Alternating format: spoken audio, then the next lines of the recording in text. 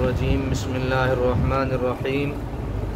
وَإِن كَادُوا لَيَفْتِنُونَكَ عَنِ الَّذِي أَوْحَيْنَا إِلَيْكَ لِتَفْتَرِيَ عَلَيْنَا غَيْرَهُ وَإِذًا لَاتَّخَذُوكَ خَلِيلًا وَلَوْلَا أَن ثَبَّتْنَاكَ لَقَدْ كِدتَّ تَرْكَنُ إِلَيْهِمْ شَيْئًا قَلِيلًا إِذًا لَأَذَقْنَاكَ ضِعْفَ الْحَيَاةِ وَضِعْفَ الْمَمَاتِ ثُمَّ لَا تَجِدُ لَكَ عَلَيْنَا نَصِيرًا وَإِن كَادُوا لَيَسْتَفِزُّونَكَ مِنَ الْأَرْضِ لِيُخْرِجُوكَ مِنْهَا وَإِذًا لَا يَلْبَثُونَ خِلَافَكَ إِلَّا قَلِيلًا سُنَّةَ مَنْ قَدْ أَرْسَلْنَا قَبْلَكَ مِنْ رُسُلِنَا وَلَا تَجِدُ لِسُنَّتِنَا تَحْوِيلًا صدق اللہ العظیم۔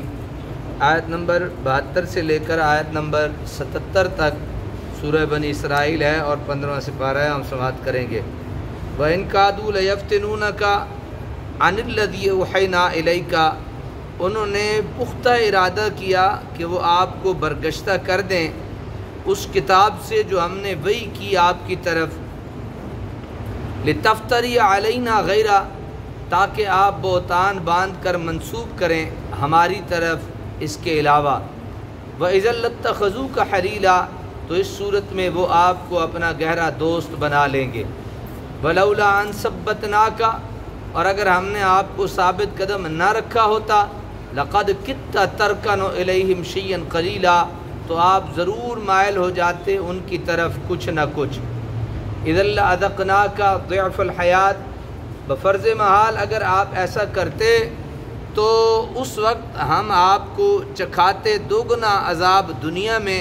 وضعف الممات، اور دوگنا عذاب موت کے بعد، ثم لا تجد لك علینا نصیرا،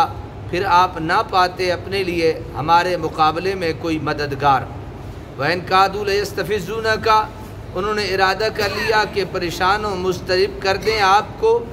اس علاقہ سے نکال دیں، یعنی لِيُخْرِجُوكَ مِنْهَا، اس سے نکال دیں، وَإِذًا لَا يَلْبَثُونَ خِلَافَكَ إِلَّا قَلِيلًا، اور اگر انہوں نے یہ حماقت کی تب وہ نہیں ٹھہریں گے یہاں آپ کے بعد مگر تھوڑا عرصہ۔ سُنَّةَ مَنْ قَدْ أَرْسَلْنَا قَبْلَكَ مِنْ رُسُلِنَا، یہی ہمارا دستور ہے ان کے بارے میں جنہیں ہم نے بھیجا آپ سے پہلے رسول بنا کر، وَلَا تَجِدُ لِسُنَّتِنَا تَحْوِيلًا، اور آپ نہیں پائیں گے ہمارے اس دستور میں کوئی رد و بدل۔ یہاں ارشاد فرمایا نا کہ اِذًا لَأَذَقْنَاكَ، بفرض محال اگر آپ ایسا کرتے تو آپ کو ہم چکھاتے دوگنا عذاب دنیا میں اور دوگنا عذاب موت کے بعد۔ اس سے حضور کی عظمت شان کا پتہ چلتا ہے، کیونکہ جتنا کوئی زیادہ عزیز ہوتا ہے اتنا ہی اس کے معمولی سے معمولی لغزش ناقابل برداشت ہوتی ہے۔ حضرت ابن عباس فرماتے ہیں کہ حضور تو معصوم تھے، یہ تنبیہ حضور کی امت کو کی جا رہی ہے کہ وہ کسی صورت میں بھی دین حق اور احکام شریعت کو چھوڑ کر کفار کی خوشنودی حاصل کرنے کی طرف مائل نہ ہوں۔ قتادہ سے مروی ہے کہ جب یہ آیت نازل ہوئی تو حضور صلی اللہ علیہ وسلم نے بارگاہ الہی میں عرض کی، اللہم لا تکلنی الی نفسی طرفۃ عین، اے اللہ مجھے چشم زدن کے لیے بھی اپنے نفس کے سپرد نہ کرنا۔ یہ 3 مرتبہ ہم دہرا لیتے ہیں بطور دعا۔ اللہم پڑھیے، لا تکلنی نفسی طرفۃ عین، اللہم لا تکلنی نفسی طرفۃ عین، اللہم لا تکلنی نفسی طرفۃ عین، یعنی ایک لمحے کے لیے بھی اللہ کی بارگاہ میں عرض کرتے ہیں میرے آقا کہ ایک لمحے کے لیے بھی مجھے نفس کے حوالے نہ کرنا۔ اس کے باوجود کہ ہمارے آقا کیا ہیں؟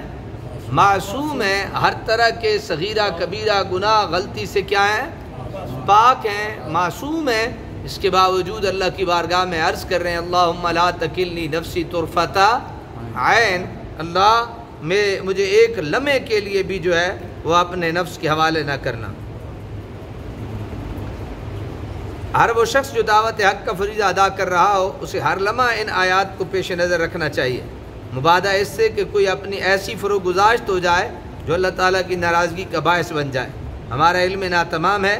جو ہماری عقل خام ہے، ہم شیطان کی وسوسہ اندازیوں کا صحیح طور پر مقابلہ نہیں کر سکتے۔ ہمارے لیے بچنے کا راستہ صرف یہی ہے کہ صدق دل اور عجز و نیاز سے اپنی بے بسی کا پورا اعتراف کرتے ہوئے ہر قدم پر بارگاہ الہی میں یہی التجا کریں، یا حی یا قیوم برحمتک استغیث لا تکلنی الی نفسی طرفۃ عین واصلح لی شانی کلہ۔ یہ ہم اپنے رب کی بارگاہ میں دعا کریں اور اپنے آپ کو اللہ کے سپرد کر دیں، تاکہ اللہ تعالی ہمیں ہر لمحہ اپنی بارگاہ کا مقبول بندہ بننے کی توفیق عطا فرمائے۔ آمین۔